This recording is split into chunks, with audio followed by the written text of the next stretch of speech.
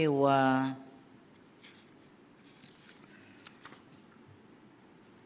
Dr. Blandina alisha kuzungumza na ni imani yangu hutokwenda kumwangusha mama huko nakokwenda.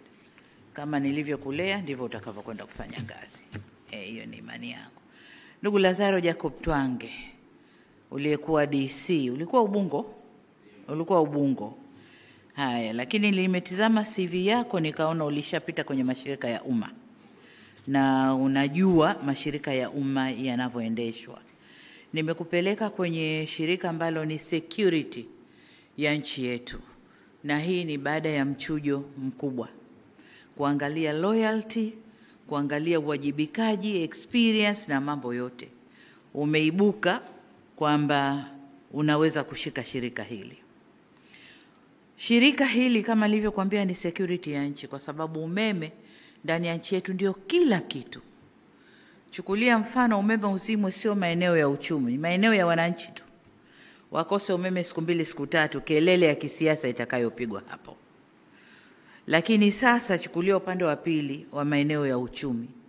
Umeme ukikosekana ina maana uchumi wa nchi unakwenda kuzorota. Tumefanya jitihada kubwa kama serikali ya kuweka uzalishaji wa umeme kwenye vyanzo kadhaa. Tuna chanzo kikubwa Julius Nyerere Hydropower na ile ndiyo roho yetu kama nchi. Pamoja na kwamba 60% so far tuseme imeshuka sasa baada ya Julius Nyerere kuzalisha. Lakini huko nyuma ilikuwa 60%, sasa tuseme labda 40% ya umeme wote wa nchi hii unatokana na gesi. Kwa hiyo 60% utatokana sasa na vyanzo vingine baada ya Julius Nyerere kuanza kazi. Nikuombe sana, tuna umeme wa kutosha. Chalinze pale tunaingiza umeme wa kutosha. Tatizo tulilonalo ni transmission. Kwenda kupeleka kaskazini na huko wanaita nini sijui nyanda za juu kusini sijui magharibi ya nchi. Miradi hiyo ipo. Lakini kukuwa na kusuasua kukubwa kwa kuanzwa kwa miradi hiyo. Kaangalie na uhakikishe transmission inafanyika. Kupeleka umeme kutoka kwenye grid sehemu hizo. Kuna vyanzo vidogo vidogo vinavyotoa umeme maeneo kadhaa ya Tanzania na yenyewe ukayatupie jicho vizuri. TANESCO kama nilivyosema ni security ya nchi yetu na umeme ndio security ya nchi yetu. Lakini tuna ongezeko la uwekezaji ndani ya nchi. Wote hawa viwanda vinataka umeme na si tu kupata umeme lakini reliable. Wahakikishe saa zote umeme upo, wanazalisha wanavyotaka, kiwango wanachokitaka ili waweze kufanya uzalishaji na waweze kukuza uchumi wetu. Kwa hiyo una kazi kubwa ndugu yangu. Lakini tunapokwenda mbele tunaangalia renewable sources of energy. Ni kazi ya wizara kisera lakini ni kazi yako katika utekelezaji. Kwa hiyo other renewable sources of energy mara nyingi sijui tunaita nishati jadidifu. Tunashughulika na sola, jua, upepo na mambo mengine. Lakini ndani ya nchi yetu Mungu ametubariki uranium. Kwa muda mrefu sana tuliaminishwa kwamba kutengeneza umeme wa uranium ni hatari. Lakini nchi zinazoendelea wanatumia na ndio source kubwa ya umeme wao. Sisi tuna raw material hapa ndani. Wanatuambia hatari ili wachote wapeleke kwao wakatengeneze umeme kwao. Sasa pamoja na wizara ni vyema kusimamia mradi wetu ule wa uranium kule Tunduru. Kwamba sasa wale wawekezaji waanze kazi na tufaidike na rasilimali ile. Nchini na kama wanataka kuchukua nje wachukue lakini kwanza tufaidike ndani ya nchi. Tunategemea kuna matani mengi tu. Estimates za sasa hivi kama tani 58,500 za uranium zimelala pale. Nadhani wakianza kuchimba na wakiendelea kufanya discoveries kwenye eneo lile wanaweza wakapata nyingi zaidi. Huu mradi uende na tuanze. Umeme wa nyuklia kama wao wanautumia tunaweza tukautumia na tukawa na umeme wa kutosha. Wa kututosha nchini lakini na kuuza nchi jirani. Kama tunavyotaka kuuza sasa kwa Zambia, lakini nasi tunanunua kutoka Ethiopia. Sasa tukijitosheleza, hatutakwenda kununua. Tumefanya jitihada kubwa kupeleka umeme vijijini. Ilani ilituambia by 2025 vijiji vyote viwe vimepata, na sasa vijiji vyote 12,318 vina umeme. Tunakwenda kwenye vitongoji.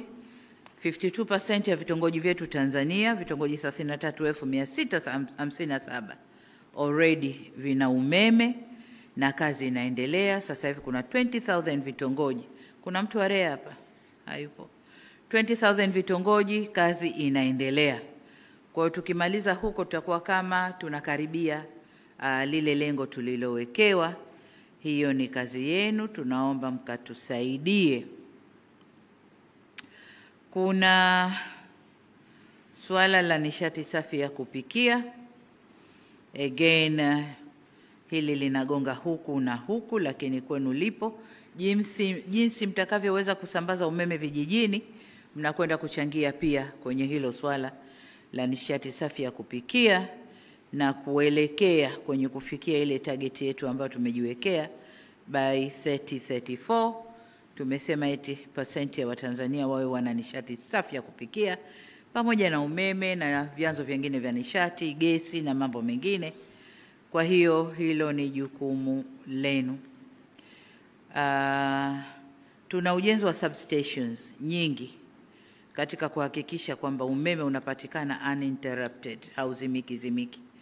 Naomba ukalisimamie. Kubwa zaidi, ndani ya shirika lako, nenda kasafishe yale makando yaliyopo.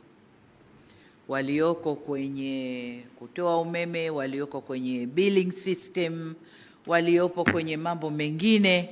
Nilimuona naibu waziri mkuu kaenda kazunguka, hakufurahishwa na aliyoyakuta katika maeneo mengine. Nenda kasimame uyafanyie kazi. Kubwa zaidi, kuna miradi mingi ndani ya shirika lile inavuta interest za watu wengi. Kasimame katikati, simamia miradi itekelezwe vizuri. Achana na interest za watu, simamia sheria, sera zako za shirika na miradi ilete faida kwa wananchi. Hilo ndio kubwa nalo litegemea kutoka kwako. Kwa upande wa Jaji Mgeta, Susan Mlawi hayupo. Lakini Jaji Mgeta upo, umeapa kuingia kwenye tume ya maadili. Huko nako kuna kazi na mkubwa wako yuko hapa. Kuna kazi, sisi viongozi ni wanadamu. Ni watu na wanadamu. Tuna miko tumewekewa. Ukitufanyia assessment leo, unaweza ukatukuta only 30% tunafuata kweli hiyo miko ya uongozi. Sasa mna kazi ya kutulea huko na kuangalia. Ujazaji tu form na kukuleteeni, ile tunafanya sana. Lakini matendo mengine yetu binafsi huko ni mambo mengine. Kwa hiyo naomba mkasimamie maadili kwenye utumishi wa umma. Tumeharibika leo hii. Mtumishi wa umma anakosa uzalendo. Anakosa, tuseme nini sijui, ile moyo, na kwamba mtumishi wa umma anathubutu kuchukua siri kwenye mafaili, akapiga picha kwenye simu yake na akasambaza kwenye, akijua kwamba anamkomoa rais, akijua kwamba sijui anamkomoa nani inline, lakini kumbe ni yeye amekosa maadili. Ni yeye hawajibiki kwa taifa lake. Uzalendo kwa taifa lake hakuna. Kwa hiyo hayo ni mambo ambayo yapo. Hilo ni moja, lakini kuna mengi ndani ya utumishi wa umma. Katusaidieni, kwa sababu utumishi wa umma ndio engine ya uendeshaji wa nchi hii. Kwa hiyo katusaidieni viongozi kuwa na nini. Lakini kuna mradi ambao mmeuanzisha nami umenifurahisha, wa kuanza kuwajenga watoto huku na maadili ya umma, whether kupitia mashuleni au wapi. Lakini nimesoma somewhere kwamba tume sasa inataka kuanza kujenga maadili kwa vijana, aidha walioko universities au sekondari, lakini wakuwe na yale maadili. Itatusaidia sana, sababu Waarabu wanasema nakshi. Unajua nakshi? Ile michoro ile mapambo unayoyachora kwenye jabali yanakaa zaidi, lakini ukiyachora kwenye mchanga upepo ukipita Sasa watoto ni majabali yetu, yanakuja. Kwa hiyo mkijenga akili zile, mkizianza sasa hivi, zitakaa vizuri kuliko sisi wakubwa. Jitu lishapotoka huko nje, unaliteua, unaliweka, linakwenda na imani yake ile ile. Nikifika watanijua, baada ya miaka miwili mimi nataka niwe somebody, nionekane, badala ya kutumikia nchi anajitumikia mwenyewe.